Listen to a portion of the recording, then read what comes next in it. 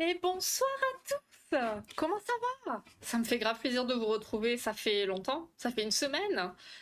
Bon, j'espère que vous allez bien. Coucou Nico, coucou Katsu, coucou Roxy Fred. J'espère que tout le monde va bien.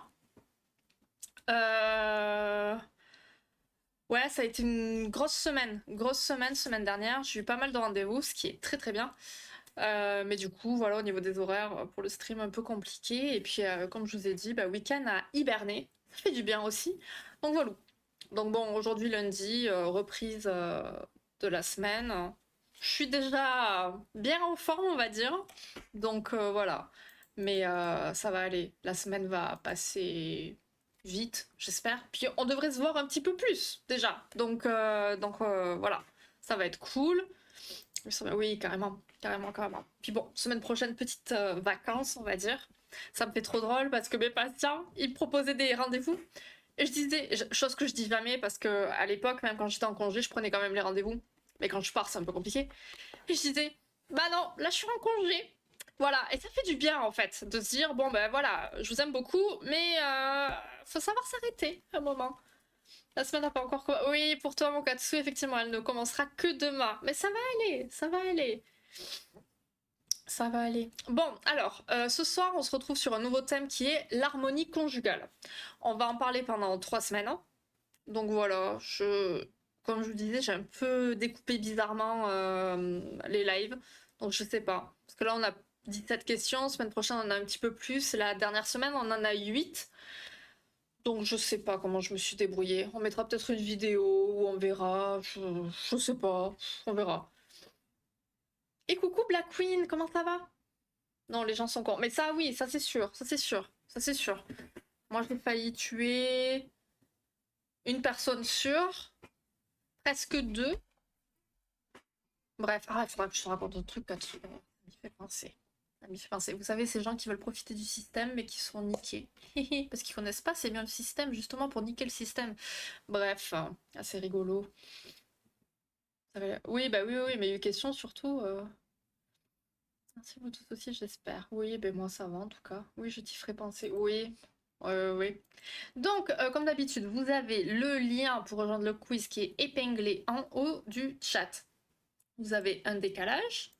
Bon, la dernière fois, apparemment, le décalage était assez conséquent. Moi, j'y peux rien, je suis désolée. Donc, faut bien faire attention. Tac, tac. On va essayer de... Tac. Ok. Donc, nous sommes 5. Où est mon truc? J'essaie de tout bien caler. Ouais, il y a une partie où on va faire le blabla en même temps, de toute façon. Tu vas bien faire? Tu vas... Ça serait bien, ouais. Je pense que c'est un métier qui m'irait bien, effectivement, mais je sais, j'ai jamais appris à tirer. Faudrait que j'apprenne à tirer. Bon, après, on peut tuer les gens autrement aussi, effectivement. Mais ouais, je sais pas. On va peut-être pas parler de ça en live, hein. Ça serait, on sait jamais. Donc, on va commencer par la première question, hein. Est-ce que vous êtes prêts? Oui, parfait.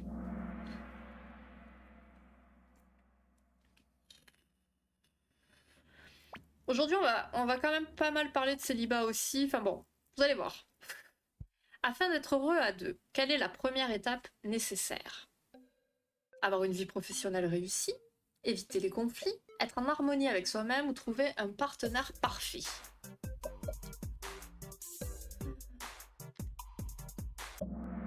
Ok, ok. Alors ça, après, c'est sûr que c'est une phrase qu'on entend pas mal, qui est assez cliché. C'est pas à prendre non plus au pied de la lettre, parce qu'on peut ne pas être bien avec soi, mais quand même arriver à être bien avec quelqu'un d'autre, arriver à être épaulé, etc. Justement, l'autre peut nous aider aussi, mais c'est quand même bien si on a quand même des bases qui sont à peu près ok. Si on est trop dans le down, on va dire, ça peut être compliqué pour le partenaire aussi et pour le couple. Bonne chance à tout le monde, effectivement, et à toi aussi, Black Queen. Donc, pour être heureux à deux, il serait nécessaire dans un premier temps d'être en harmonie avec soi-même. Un célibataire heureux, ça va être une personne qui profite de ce temps qu'il a avec lui-même pour s'occuper de son épanouissement personnel. Il y en a beaucoup qui sont très heureux dans leur célibat, d'autres qui le sont pas du tout. Et s'il y a bien un conseil qu'on peut donner aux gens qui sont célibataires, mais qui ont du mal avec ça, bah, c'est de prendre ce temps pour bah, s'épanouir. Pour s'épanouir, pour travailler sur soi, enfin voilà, pour bah, utiliser ce temps, si on peut dire, à vraiment bah, se retrouver et découvrir un petit peu qui on est aussi finalement. Mais bon, comme je vous dis, il y en a qui supportent pas qui supportent pas la solitude et ils vivent ça comme un isolement. Donc là, on va découvrir 7 catégories de célibataires malheureux.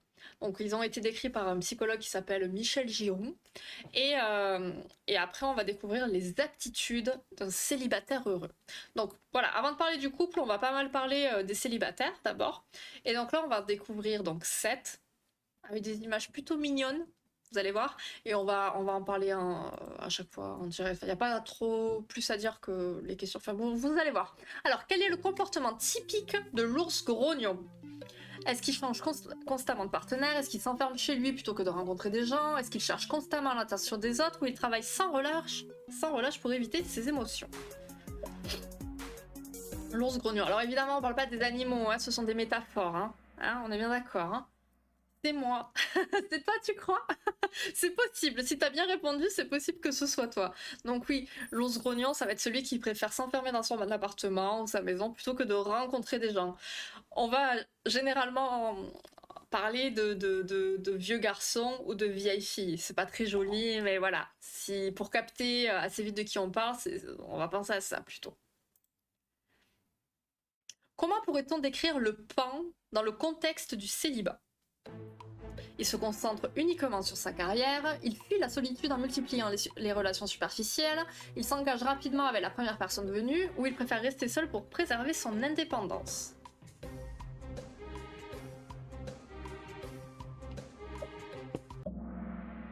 Ah, on a un petit peu de tout.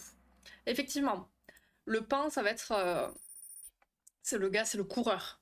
Le coureur, clairement, pendant les soirées, et qui court après les soirées. Il a horreur de la solitude et il sombre vraiment dans les relations superficielles. Il enchaîne ben, pour jamais ressentir ce vide et jamais ressentir cette solitude. T'as hésité? Ah, c'était l'autre du coup j'imagine. Qui aime bien montrer ses plumes. Voilà aussi, il aime beaucoup montrer son plumage. Voilà. Il fait la roue, beaucoup de roues. Quelle est la caractéristique principale de la fourmi affamée? Qu'est-ce qu'elle a celle-là? Elle est pas jolie, hein? C'était pas... Sa vie privée passe au second plan à cause de son travail, elle charme tout le monde mais refuse l'engagement, elle vit dans l'isolement complet où elle évite les relations par peur du rejet. Tous avec leur chat ou leur chien. Oui aussi, c'est ça. C'est ça, c'est ça. C'est aussi le cliché, voilà. On finit avec 4 chats, 2 chiens. Bien joué. Donc la fourmi affamée, ben, c'est celle qui va travailler sans arrêt, qui va se payer ben, tout ce qu'elle veut, mais la vie privée passera en dernier. C'est bien de penser à soi, c'est bien d'être indépendant, mais trop délaisser sa vie privée, c'est pas le meilleur des deals non plus. La fourmi est une bosseuse. Et oui, et oui, et oui. T'as bien raison. Ouais, elles font flipper ces fourmis quand même un peu. Pourquoi le caméléon préfère-t-il passer inaperçu? Parce qu'il a peur d'être jugé dans ses relations, parce qu'il préfère se concentrer sur sa carrière, parce qu'il a une vision négative des relations, parce qu'il est trop timide pour entretenir une conversation. Hello Ziglo. Voilà, oui, pourquoi pas. Donc on parle de qui là? Ah, on parle du pan. Ouais, c'est les plumes qui t'ont fait penser. D'accord, ok. Ok, donc là, ouais, ok. Après, j'avoue, enfin franchement, là c'est un peu du pif, on peut pas deviner par leur nom à quoi ça correspond. Hein. Donc oui, le caméléon, c'est celui qui va vouloir passer inaperçu parce qu'il est trop timide pour entretenir une conversation. Le caméléon, après, alors, on parle souvent de caméléon en psychologie, ça peut définir plusieurs types de profils. Donc là, en l'occurrence, c'est ça. Mais ça peut aussi être quelqu'un qui va... vous savez, le caméléon, je sais pas les termes. Il se met en harmonie avec son environnement et pour pas qu'on le voit, pour pas qu'on le débusque. Et ça, c'est le type de personne qui va vraiment se coller admettons, il va être avec des gens hyper, je sais pas, fêtards. Il va devenir fêtard, il va être avec des gens introvertis, il va être introverti. Enfin voilà, je prends des exemples bidons, mais c'est quelqu'un qui va vraiment se coller à la personnalité des autres, sans avoir réellement sa propre personnalité. C'est des gens un peu dangereux. Mais là, c'est autre chose. Je vous parle d'autre chose. Bonjour, c'est quelqu'un qui aimerait être un peu... Comment ça va, Ziglo? Du coup, on continue. Quel est le comportement typique de l'oiseau-mouche? Il va de passion en passion, terrifié par l'engagement sérieux, il cherche désespérément à plaire à tout le monde, il travaille sans relâche pour éviter ses émotions, ou il s'isole complètement pour ne pas être blessé. C'est aussi une super série. Le caméléon, tout à fait, tout à fait. On a vraiment des refs de vieux, hein, je vous le dis. Hein. Ok, on est pas mal, on est pas mal. Alors, on est où? L'oiseau-mouche, là, ouais. Donc, ouais, ça va être vraiment le charmeur qui va de passion en passion, qui est terrifié par l'engagement sérieux. Voilà, il va picorer un petit peu partout. Ça peut ressembler un petit peu au paon. Voilà.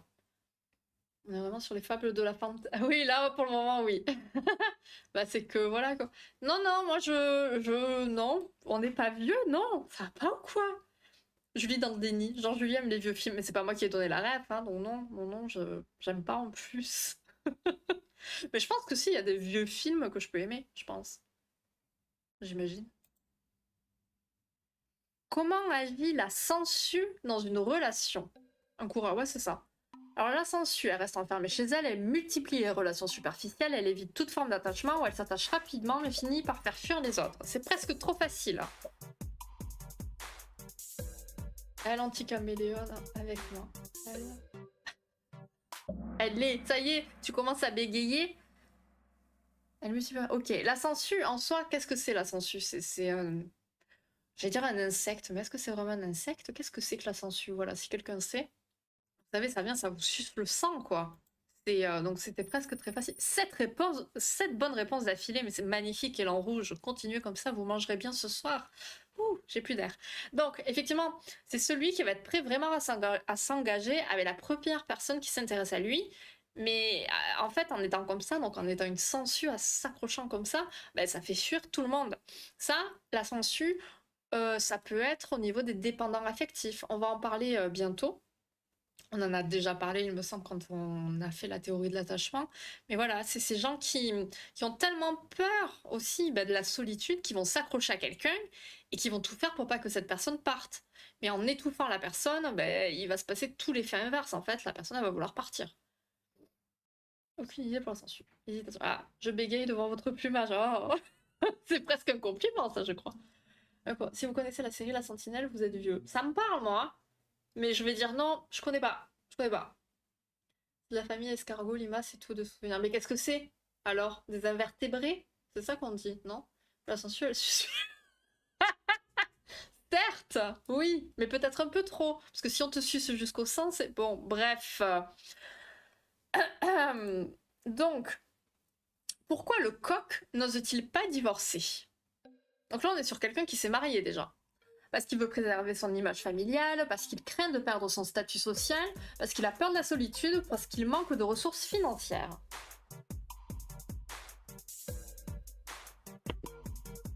Alors oui, Katsu, mais c'est pas c'est pas une solution.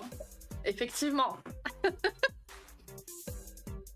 Mais non. On va presque supprimer ton message. Ça pourrait donner des idées. Gastéropode. Ah, merci Katsu. Donc, alors, c'est les escargots et les sangsues aussi, du coup. On apprend des choses. Julie qui se laisse en... Ah non, mais... Non. Mais je suis fatiguée. Zut, mon verre pour le coq. Ah zut, alors oui, le coq, le coq. Pourquoi il divorce pas? Mais personne n'a répondu. Bien, comme il faut. Parce qu'il a peur de la solitude. Et oui, en fait, ça va être le coq, ça va être une personne mariée qui est toujours à l'affût d'une nouvelle conquête. On les adore, ceux-là. Mais à qui la solitude fait tellement peur qu'il n'ose divorcer. Parce que ça, en fait, ça va être le coup où il divorce, mais il se retrouve sans femme et sans maîtresse. Donc il est un peu con, quoi. Voilà. Et il a tout perdu. Donc en fait, il va maintenir sa stabilité dans son mariage, avec certainement la famille, etc., etc. Donc là, au moins, il a sa vie stable. Il est sûr que ça bouge pas. Il est sécurisé. Mais à côté, voilà, il va faire le coq. Vous savez, ces gens, on dit qu'ils font le coq, machin. Ils sont là, ils font les beaux, ils vont picorer à droite et à gauche. Et puis après, il rentre à la basse-cour. Ah, j'aurais cru par fierté comme le... Oui, ça aurait pu. Ça aurait pu, effectivement. C'est une maladie, ça. Quoi donc? Quoi donc? Une sacrée merde, celui-là. Oui, oui, voilà, voilà.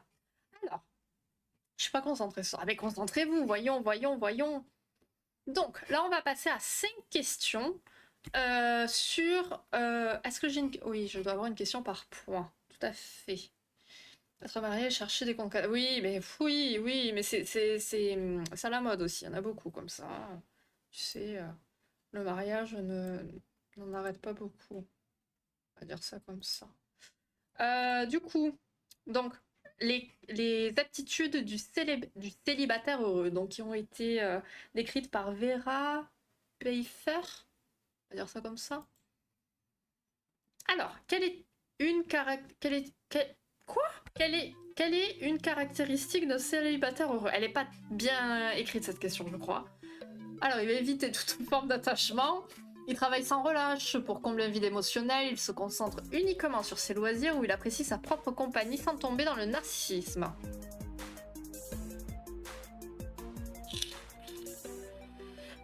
Quelle est une caractéristique? Je suis complètement fracassée, moi. Comme diraient les bofs, c'est pas parce qu'il y a un gardien que tu peux pas marquer de but. Oui, c'est ça. Ou c'est pas parce que... C'est quoi cette histoire de menu et de cartes, vous savez, au restaurant? Je les ai pas. Je la connais. Ah, tu la connais? Elle est dans Scooby-Doo. Oui! Réellement entendu de la part d'un collègue. Mais oui, oui, oui. Ah, mais oui! C'est comme, tu sais, les mecs qui vont mater sans gêne les nanas dans la rue. C'est pas parce que, je sais plus, que tu peux pas regarder le menu, ou je sais plus c'est quoi. J'ai pas le début. Vous devez l'avoir. Donc oui, le célibataire heureux, il va apprécier sa propre compagnie sans tomber dans le narcissisme. On en revient un peu à ce qu'on disait au début. Il y en a qui supportent pas la solitude et qui vont tout faire donc pour trouver quelqu'un, pour pas être seul, pour s'occuper avec quelqu'un, tout ça, tout ça. Un célibataire qui est heureux, c'est quelqu'un qui arrive à rester seul et qui kiffe être tranquille. Ça veut pas dire être narcissique, mais ça veut dire aimer passer du temps avec soi, faire des choses qui nous plaisent, etc., etc. C'est Laurent, je sais pas. C'est pas parce que tu as déjà commandé que tu peux pas regarder le menu. Non, c'est pas ça. Non, c'est pas ça. Aidez-moi, il y a bien quelqu'un qui l'a, celle-là. Choisir la réponse. Alors, ensuite, que valorise un célibataire heureux dans sa vie quotidienne? L'expérience et la nouveauté, la recherche constante d'un partenaire, l'accumulation matérielle ou l'indépendance totale. Comment on appelle les mecs qui marquent pas même sans gardien? Bah des nuls au foot. Ils sont pas très doués. Bon, après, en vrai, je dis pas, hein, à tout moment, moi j'essaie de marquer, j'y arrive pas. Hein. La meuf très premier degré, vous savez. Ok. Ok, ok. Effectivement. Alors, qui c'est qui nous a bien joué? Bien joué, Lion Noble, qui a eu la bonne réponse. Effectivement, un célibataire heureux, il sera ouvert à l'expérience et à la nouveauté. Il va oser peut-être un petit peu plus, il va tenter des nouvelles choses. C'est quelqu'un, voilà, qui cherche à... qui se découvre. Visiblement, je suis défenseur central. Le célibataire heureux exerce un travail axé sur les relations sociales, prenant tout son temps, peu exigeant ou satisfaisant. Après, attention, on est vraiment encore dans du typique, hein. Ça sera pas le cas pour tous les célibataires heureux, etc. On est vraiment sur des profils, on va dire ça comme ça, d'accord? Ne l'oubliez pas. Il y a vraiment toujours l'exception qui, voilà. C'est pas moi, un autre gardien. Mais attaquant en Espagne. C'est ça. Ziglo, il attaque dans tous les pays, sauf là où il faut, partout. Ok, bien joué, effectivement. Il va exercer un travail satisfaisant, intéressant, amusant, dans lequel il va se réaliser pleinement. Ou bien, il va profiter de son temps de célibat pour se réorienter professionnellement. Souvent, ça peut être le cas après une rupture, par exemple, on va un peu remettre en... J'ai perdu la phrase que je voulais dire, mais en gros, on va refaire un petit peu sa vie. On va changer d'endroit, on va changer de métier. Voilà, on se reprend en main, on revoit un petit peu ce qui nous plaît pas, tout ça, tout ça, tout ça. Les témérités, j'adore. C'est mérité, Cyclo. Y a pas de souci. Pardon, je suis fière là parce que je suis. Pardon. Donc le célibataire heureux, il a quoi? Il a un besoin constant de validation externe, il a tendance à rester dans sa zone de confort, il a peur du rejet et évite les interactions sociales, il a l'esprit d'initiative et va facilement vers les autres. Je me retrouve un peu dans tout ça. Ah bah tant mieux, bah, c'est bien, ça veut dire que tu es un célibataire heureux, ça c'est bien. Ok, exactement. Alors, le célibataire heureux, vous voyez, tendance à rester dans sa zone de confort, ça serait pas trop ça. Non, parce que justement, on va vouloir, comme on l'a vu tout à l'heure, on va vouloir aller faire de nouvelles expériences, découvrir de nouvelles choses, vraiment aller profondément dans les choses. Donc oui, il va plutôt avoir un esprit d'initiative, aller vers les autres, faire des rencontres, enfin voilà, être ouvert au monde. Moi aussi, mais tant mieux, tant mieux, tant mieux, tant mieux. Qui va marquer à l'agent? J'imagine qui dit chez quand c'est qui. Mais tu sais qu'avec ceux, parce qu'il y en a maintenant, je les connais depuis longtemps. Et des fois, je me dis, mais Julie, t'es trop à l'aise, calme-toi, reste à ta place. Hein. Bon, après, je pense que si je le fais, c'est que je le sens bien. Mais il y en a que je connais depuis un bon moment maintenant, et avec qui l'alliance thérapeutique est bien en place. Et des fois, enfin, je sors des petits. Vous connaissez mon sarcasme légendaire, et des fois. Et puis ça va qu'ils rigolent, hein, parce qu'à tout moment, des patients que j'ai depuis longtemps, ils reviennent plus jamais, parce que j'ai un peu trop craqué. Mais bon, non, ça va. Pour le moment, ça va. Mais chez, non, jamais dit. C'est même pas un jeu, c'est la pêche au canard. C'est trop facile, et oui, et oui. Là, si tu loupes ton tir, par contre, c'est que t'es vraiment mauvais. Pardon. Le célibataire heureux a tendance à idéaliser la vie de couple, accepter son statut comme un échec, l'habitude de se comparer aux autres, où il a su développer une pensée positive face à la vie.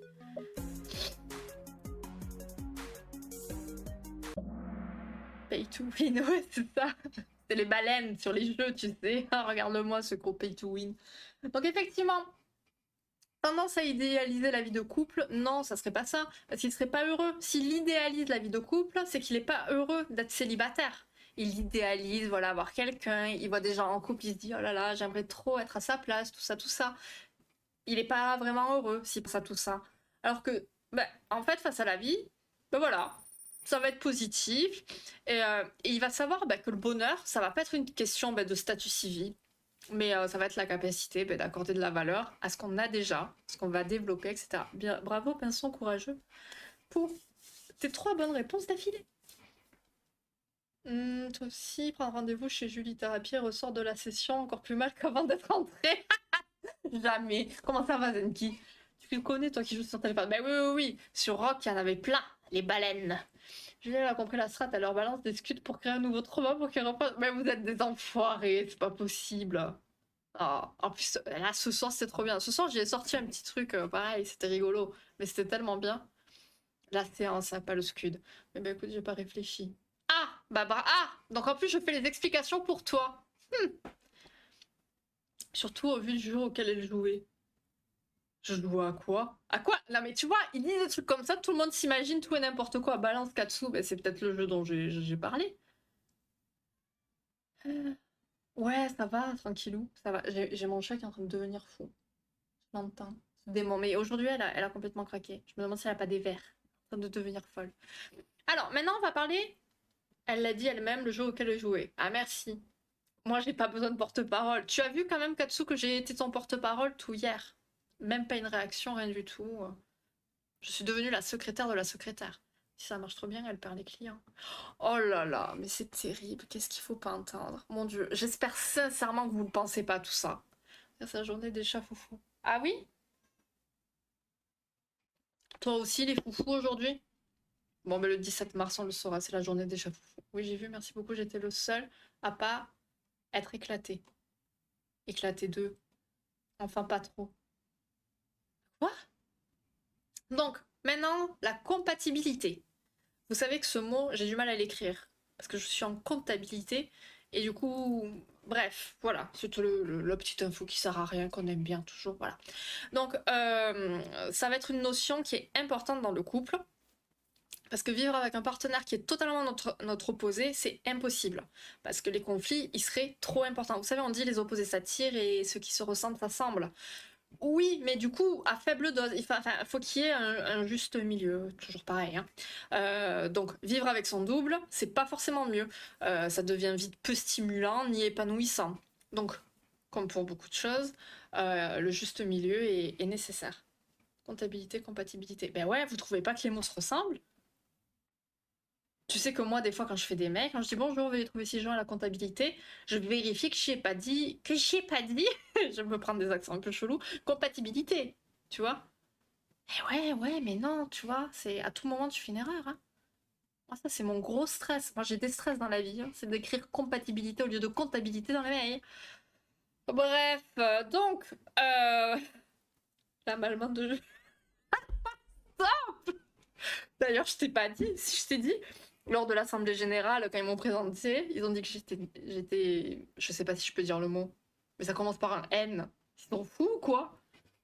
Je pense que tu as capté de quoi je parle, du coup, hein. Le mot en N. Mais voilà, non, tu m'as pas dit, ben voilà, je te le dis, c'était fou. Je sais pas pourquoi ils ont dit ça. Puis tu penses quoi des personnes qui mettent 3 jours entre chaque message tout en relançant les discussions? Ah ouais. Ah ouais, on en est là encore? C'est vrai, Ziglo?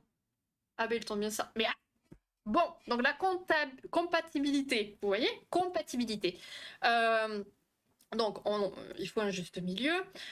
Il doit y avoir des ressemblances, mais aussi du mystère, je vais plus y arriver, des différences pour que le couple reste vivant et puisse évoluer. Quand on trouve quelqu'un et qu'on a plein de points communs et tout machin, c'est trop bien, on a plein de choses à partager. Mais si tout est si tout est en commun, ben, ça devient vite chiant en fait. Il n'y a pas de surprise. Tandis que, ben, avec certaines différences, certaines choses qui divergent, ben, ça permet de mettre un peu de piment dans tout ça et d'apprendre de l'autre et tout. Enfin, c'est vachement plus sympa. Donc aujourd'hui, là, on va découvrir les différentes compatibilités au sein du couple. Et je sais pas si je peux les citer parce que je sais pas si, si c'est dans le titre des questions. Donc on va voir. Euh... C'est une couleur ce mot. Mais non, c'est pas une couleur, non. Mais non, tu me vois, non? Merci Black Queen. Voilà, quelqu'un qui comprend ma détresse.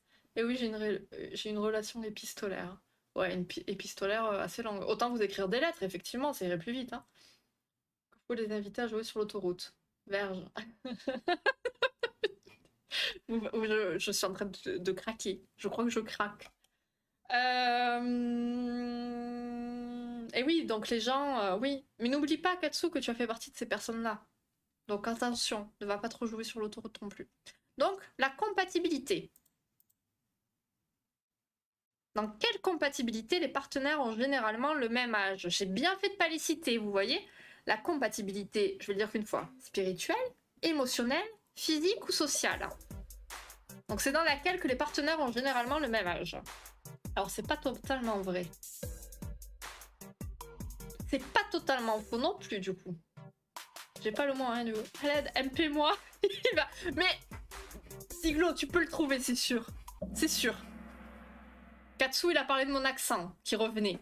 Donc relis, si t'as pas capté de quel accent il parlait, le mot va te revenir. Si ça te revient pas, je te MP, t'inquiète. Mais pas totalement faux non plus, voilà. Physique, exactement. Exactement. Pense au meilleur. Oh Katsu, non. Tu te tais. Bien joué, Lion Noble, avec ses 3 bonnes réponses d'affilée. Et rouge qui reste bien à sa place, c'est très très bien. Alors, dans la compatibilité physique, généralement, enfin, après, c'est logique en soi, si on a une compatibilité physique, putain, je déteste ce mot physique, c'est qu'on a à peu près le même âge, déjà. Enfin, sinon, la compatibilité, elle serait pas physique. Donc, ils ont environ le même âge, en moyenne. L'homme aurait 2 ans de plus que la femme et il serait plus grand. Là, on est vraiment dans du cliché. Ah, on se fait beauté. Beauté. C'est le nouveau mot. Voilà. Une Nissan. Oh putain, mais ça va être chelou la compatibilité physique, du coup. La comptabilité. Ah oui, putain. Oh là là, tu vois? Je n'y arrive plus. Oui, une niçoise, Ziglo. Oui, oui, oui. Allez. Oui, une niçoise. Voilà, on va dire ça. Putain, j'espère que t'es pas en train de dire que j'ai un accent niçois. Ils ont pas d'accent, c'est gros. Bon, ok. Donc on a la compatibilité physique. Ça, c'est une des compatibilités qui existent. Mais j'ai pas. Putain, pardon. Excusez-moi. Toujours interrompu durant les lives. Révélation de la dyslexie. C'est clair, voilà. Bonjour, j'ai bientôt 30 ans, je découvre que je suis dyslexique. J'ai des petits... J'ai des... Ouais, vous l'énervez là. Mais oui, voilà, elle bégaye, elle s'en sort plus. Voilà, voilà, voilà. Putain. Bon, on continue.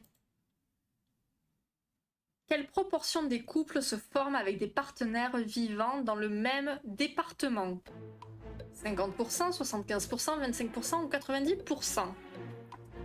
Donc là, on parle de compatibilité sociale.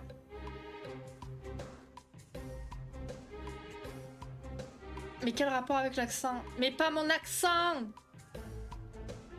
J'ai bugué, j'ai un accent un peu bizarre qui est ressorti, et c'est tout. Mais aucun rapport avec l'accent! Mais j'ai juste dit qu'on m'a présenté lors de l'Assemblée Générale en disant que j'étais ça. Mais c'était absolument pas mérité, ça sortait de nulle part. J'espère que tu fais exprès. Putain, Julie, t'as fait exprès avec ta question. Pardon, ben non! J'ai mis 75, bon.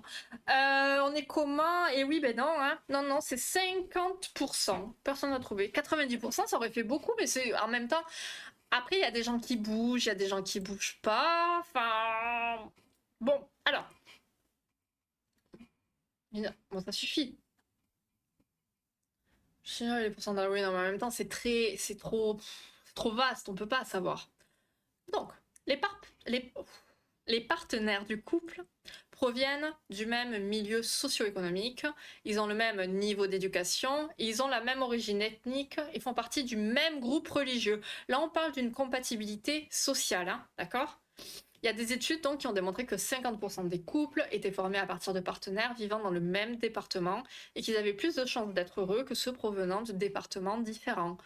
Donc, on y revient presque avec la question des accents, hein. Il y a des gens qui vont partir de leur département, il y en a qui vont jamais en bouger, il y en a qui vont partir, revenir, enfin voilà. Les gens bougent ou pas, et donc généralement, il y a 50% des couples qui sont formés, enfin, c'est moite-moite en fait. La moitié des gens aiment se compliquer la vie, je note. Mais pourquoi? Te presse pas? Mais je me presse pas, rien à voir. Donc, donc voilà. Mais après, enfin, ça veut pas dire que quelqu'un qui est dans notre département ne trouvera pas forcément dans le département dans lequel il est. Vous voyez? D'accord, Ziglo? Donc là, on va parler de compatibilité psychologique. Je vous le dis car nous n'avons pas de questions à ce sujet. Donc, comme on le disait un petit peu tout à l'heure, quand les caractères ils se ressemblent trop ou qu'à l'inverse ils sont trop différents, ben, les partenaires ils peuvent difficilement s'entendre. Les partenaires qui vont se compléter le mieux sont ceux qui présentent de faibles différences de caractère. Le caractère, c'est quelque chose aussi. Quand vous avez mon caractère, par exemple, c'est compliqué. Faut... voilà. Faut faire attention, ça peut être chaud. Mais voilà, des caractères qui sont trop... J'allais dire dissemblables, je sais même pas si le mot existe. Si, je pense, mais est-ce qu'il est correct? Je ne sais pas. Bref, on n'est plus à ça près. Mais il faut, voilà, des caractères qui sont pas trop éloignés ou qui vont bien ensemble, on va dire ça comme ça. Et puis à le Nord, Pas-de-Calais qui cherche des proximités familiales aussi. Je vais publier des annonces dans l'Indépendant pour trouver des Julie locales. Mais peut-être, si tu veux, je t'écrirai. J'ai une bonne capacité rédactionnelle normalement, donc on pourra essayer. 29 ans, bien sous tout rapport. Mais arrête ça, Ziglo! Nous cherchons une Julie compatible. Oh putain, j'ai failli bugger. J'ai failli lire, tu vois, une Julie comptable, parce que je suis une Julie comptable aussi. Une Julie comptable compatible. Ouh là là, c'est compliqué ça. Essayez de le dire vite, vous allez voir. Ça dépend aussi du type de caractère recherché chez son partenaire. Alors tout à fait, mais t'as des gens après qui sont peut-être un petit peu cons et qui vont rechercher des choses qui ne leur correspondent pas. Rien à voir. Rien à voir, oui et non. Parce que je dis pas qu'ils sont cons ces gens-là, parce que en fait, parfois, on va se retrouver à scoltiner le même type de partenaire. On va toujours être attiré par le même type de personne. C'est ce qui nous attire, mais c'est pas forcément ce qui nous va le mieux. Mais on y va quand même. Mais pourquoi? Parce qu'on est habitué à ça, on est formaté comme ça. On a toujours été attiré par ce type de personne, donc forcément, on va plus facilement aller vers ce type de personne-là, qui n'est pas forcément bonne pour nous. Donc moi, ce que je vais conseiller généralement aux gens qui vont venir me voir quand ils ont ces problématiques-là, c'est de tenter. Et ça m'a fait plaisir, parce que là, c'était la semaine dernière, je crois, une que que j'avais en présentiel quand j'étais dans le Gard, justement. On a continué en visio, c'est cool, ça fait plaisir. Bref. Et justement, elle s'est retrouvée dans cette situation où elle est toujours tombée sur un certain type de personnage. Et un jour, elle a rencontré quelqu'un qui n'était pas du tout le type de personne vers lequel elle pouvait être attirée. Mais il y avait quand même quelque chose qui lui plaisait, mais physiquement, c'était pas trop ça. Enfin, il y avait des petites choses qui... Et je dis, écoutez, je comprends, tout à fait. Mais essayez quand même, parce qu'il y a cette petite chose qui fait que ce gars-là, il vous plaît bien. Essayez, vous verrez bien. Vous avez rien à y perdre. Enfin, visiblement, il avait pas l'air trop dangereux. Ça avait l'air d'aller, elle craignait pas grand-chose. Et puis quand on s'est revus, finalement, elle m'a dit, ah ben voilà, oui, effectivement, je vous ai écouté, vous aviez raison. Julie avait raison. On s'en doutait pas du tout. Et elle était bien contente parce qu'elle a partagé des trucs vraiment chouettes avec ce gars. Et si elle s'était écoutée, si elle avait écouté ses habitudes, elle serait restée avec ce qu'elle connaît et ça se serait pas forcément bien passé. Tandis que là, elle est allée au-delà de ses habitudes et j'espère que je vous ai pas trop perdu avec mon histoire, mais j'étais contente. Attends, quoi? La section Julie dans Tinder. C'est quoi la section Julie? Ah! Une section... Ah ouais! Putain, t'imagines sur Tinder, recherche Julie. Voilà. Magnifique. Vivante. Oui, tant qu'elle respire, c'est bien. Ah bah oui, ça aussi, on le voit bien dans certains réels. Ça, je sais pas du coup pourquoi tu disais ça. Parfois, ça peut être bien la différence, tu découvres des nouveaux trucs. Alors, je ne sais pas trop à quoi tu fais référence, mais après, tout à fait. Comme on dit, un peu de différence, un peu de ressemblance, il faut un juste milieu. Alors, je suis pas certaine, mais je crois que c'est un critère obligatoire. Oui, vivant, c'est mieux, oui. C'est mon cas des fois. Je sais pas de quoi on parle, je suis désolée. Ça me surprend pas venant de toi, t'as l'air un peu dark comme mec. Alors, je suis pas... Mais... Hein? Zigo, c'est là de chercher des gens vivants. Mais oui, non, il comprend pas, en plus, il comprend à l'envers. Et surtout. Alors, on va passer à notre type de compatibilité. On se concentre. D'où provient notre maturité émotive? Donc là, on va donc parler de compatibilité émotive. Donc, elle provient de notre maturité émotive, de nos amis, de nos lectures, de nos expériences professionnelles ou de nos parents. À l'origine, hein, évidemment. Parce qu'après le reste, ça peut se développer par toutes les réponses que l'on voit ici.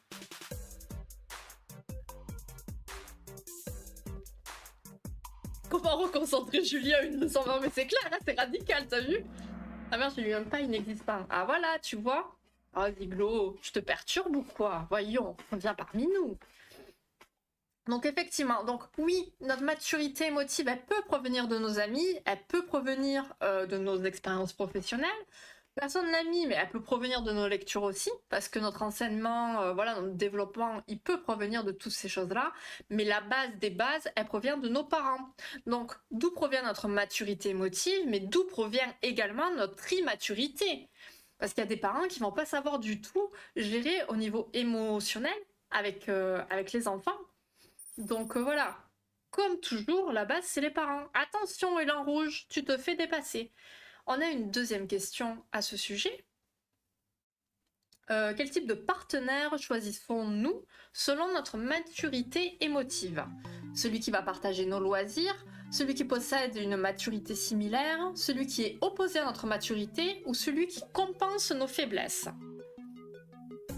Je suis troublée par la streameuse, elle répond si vite. Elle répond si vite. C'est-à-dire que t'es habitué à ce qu'on te réponde pas, donc forcément ça te fait bizarre. Je tire à balles réelles ce soir, je suis désolée mon Ziglo. Donc oui, effectivement. Celui qui est à l'opposé, un immature avec un mature et inversement, relou. Il faut un juste milieu encore. Hein. Celui qui va compenser nos faiblesses, là, on n'est pas bon parce qu'on va être dans un déséquilibre et l'autre, il n'est pas censé nous...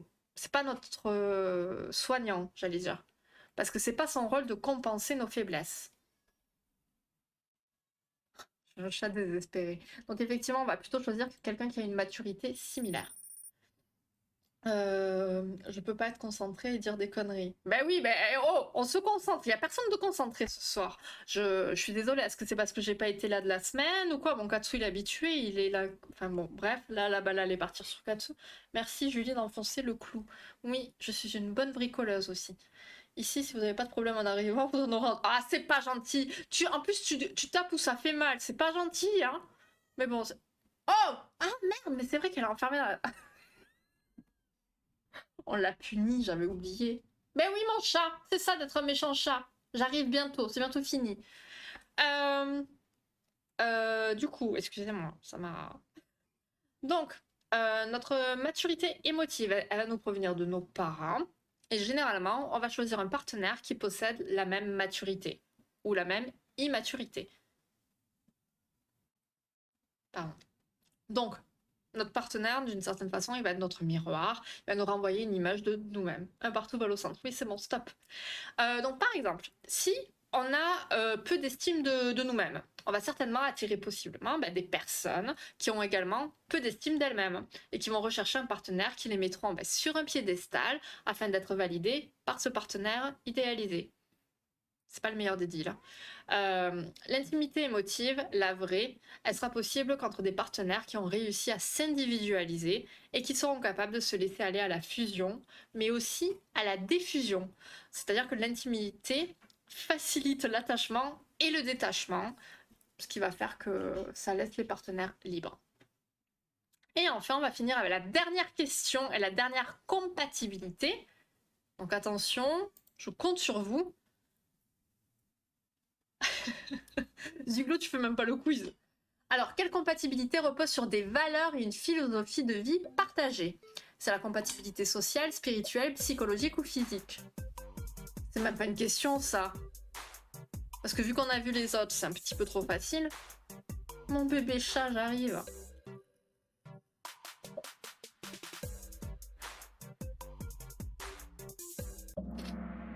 Mais les gars, vous déconnez ou quoi? C'était presque trop facile. On parle de compatibilité spirituelle, la dernière des compatibilités. Vu qu'on a parlé des autres, je suis anonymisée sous le nom d'un animal. Ah, t'es là, tu joues? Ah, c'est bien. Donc ici, on va parler de partenaires qui partagent la même philosophie de vie, les mêmes valeurs humaines, qui peuvent être le respect, le don de soi, la croissance personnelle, la dignité, toutes ces choses-là, quoi.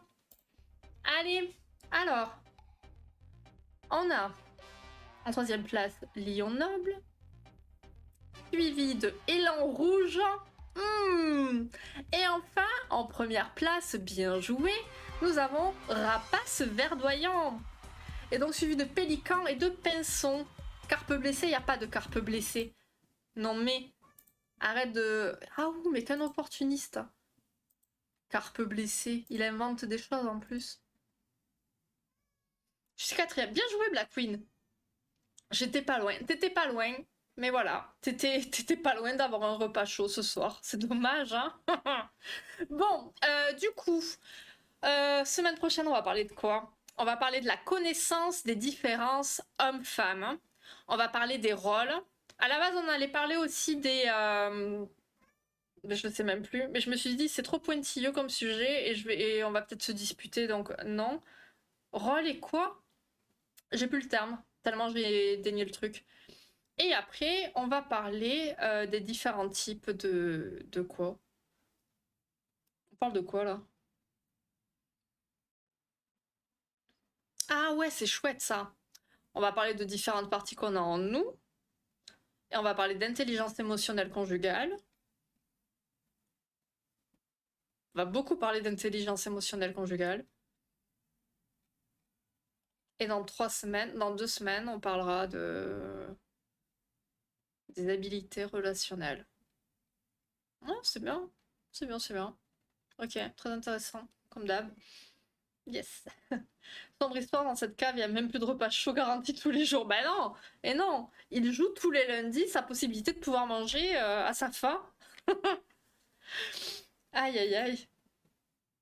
Faut vraiment pas qu'il y ait des gens lambda qui croient tout ce qu'on dit. Hein. Ça serait terrible. Hein. Moi, en tout cas, ben, c'était bien sympa. J'ai bien rigolé. Merci à tous pour votre présence et votre participation, surtout ce soir, c'était trop chouette. Ça m'a fait plaisir. On se retrouve du coup jeudi, ouais, parce que demain, mercredi, je taffe. J'ai un chat qui devient fou, faut que j'aille lui ouvrir. Si elle dit la vérité. Arrête.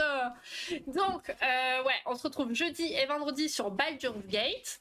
On va reprendre, on est avec le diable. Donc on a fait des bêtises et ça va être chaud. Chaud, chaud, chaud. Et selon le mood, selon si je me suis trop énervée ou pas, on verra. On ira dans le magasin de vêtements. Parce que j'ai pas rejoué depuis. Et puis, franchement, moi j'ai bien kiffé. Donc on va y jouer. À la prochaine, mesdemoiselles, messieurs. À très bientôt, Ziglo.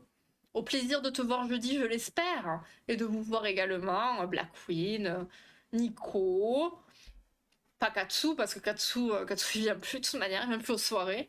Donc voilà, j'étais. Mais non, t'as pas été mauvais, Nico. On peut pas tout savoir. T'as fait comme t'as pu, attends. À dimanche. Oh oui, cela dit, nous nous retrouvons dimanche, bien sûr, pour le live cringe. Et j'espère d'ailleurs, j'ai pas checké si Salut c'est cringe, ils en avaient remise.